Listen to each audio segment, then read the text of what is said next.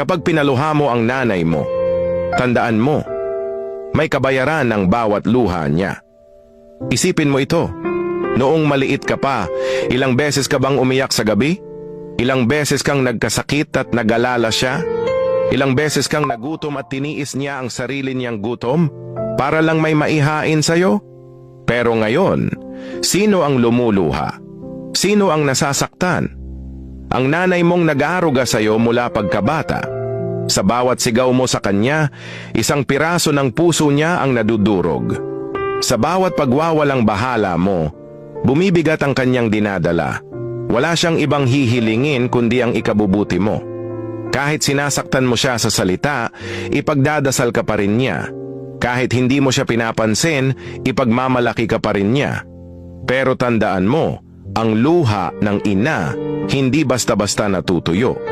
At ang isang pusong basag, minsan hindi na naibabalik.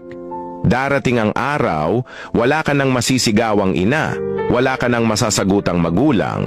At ang mas masakit, wala nang magmamahal sa'yo ng gaya ng pagmamahal niya.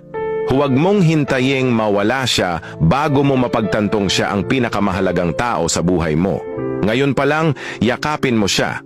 Sabihin mong mahal mo siya. At kung nagkamali ka, hindi pa huli ang lahat.